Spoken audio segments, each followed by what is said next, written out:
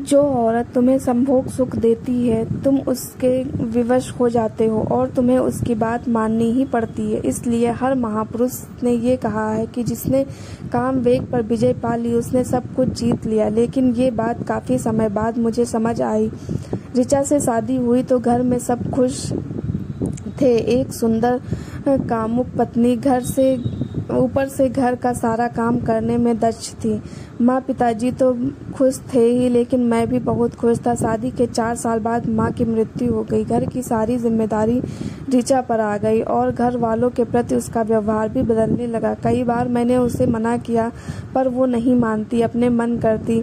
उसे पता था मेरी मजबूरी क्या है। बहस या झगड़ा होने के बाद वो बात करना बंद करती और हमारे बीच कोई संबंध भी नहीं बनता। पिताजी को ही लेके अक्सर झगड़ा होता था क्योंकि माँ उनकी हर जरूरतें पूरी करती थी, पर ऋचा को लगता ये फालतू काम पड़ते हैं।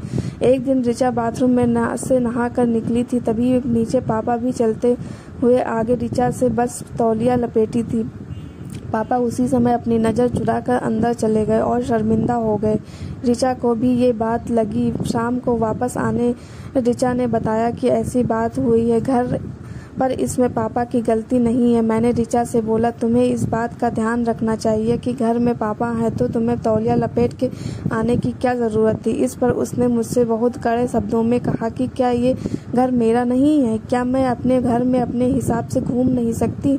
बहस के बाद हम सो गए और अगले ही दिन ऋचा ने अब मेरे ऊपर दबाव बनाया कि पापा से बोलो वो नीचे कमरे में रहें। अब पत्नी की बात ना मानता तो उसमें भी दिक्कत और पापा को बोल नहीं सकता था कि आप नीचे जाइए। मैंने बिना कुछ बोले पापा का सारा सामान नीचे कमरे में शिफ्ट करा दिया।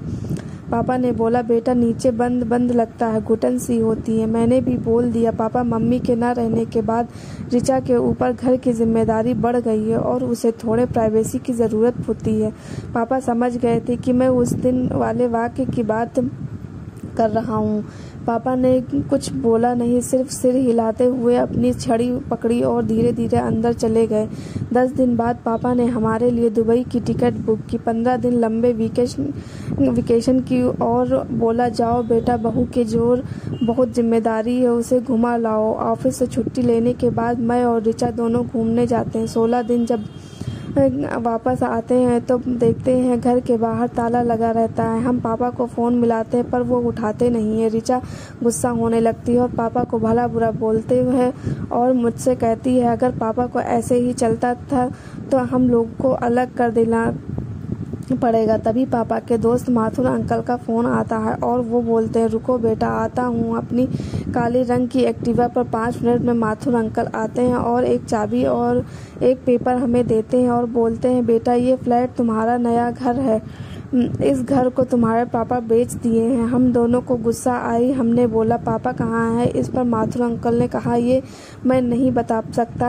हम गाड़ी में बैठे और पेपर देखे तो ये फ्लैट का रेंट एग्रीमेंट था जिसमें 2 साल का रेंट और पकड़ी एडवांस भरी हुई थी। साथ में पापा की एक चिट्ठी थी जिसमें लिखा था बेटा बहू को आज़ादी चाहिए थी, अब नए फ्लैट में उसे मिलेगी। अपने ही घर में एक कोने में मुझे रहना गवारा नहीं था। ये घर जितना मेरा था उतना ही बहू और तुम्हारा था, पर बहू के व्यवहार की वजह से मुझे काफ़ी ठेस पहुंची है और अपने ही घर में मुझे गैर जैसा लगता था। शायद बहू को भी ऐसा ही लगता था, इसलिए मैंने घर 6 करोड़ में बेच दिया है और उसी पैसे से 1 करोड़ का बंगलो लिया है। तुम्हारे घर का किराया भी भर दिया है, बाकी पैसे बैंक में हैं, उसके ब्याज से मेरी ज़िंदगी अच्छी कटेगी और मैंने अपनी देखभाल के लिए एक नर्स और एक सेवक रख लिया है। मेरी चिंता मत करना, तुम और बहू आज़ादी से रहो। मुझे समझ नहीं आया कि कब स्त्री के शरीर में के प्रेम में मुझे अपने पिता का दुख दिखा ही नहीं। उन्होंने इतना बड़ा कदम उठा लिया। मैं जयपुर में आज भी उसी फ्लैट के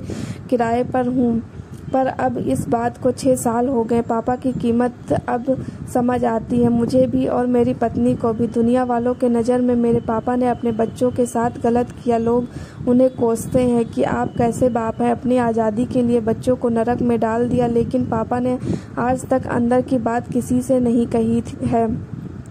दोस्तों कुछ भी हो जाए ये याद रखिए कि आपकी पत्नी वो है जिसके साथ आपको आगे की ज़िंदगी काटनी है, पर माता पिता वो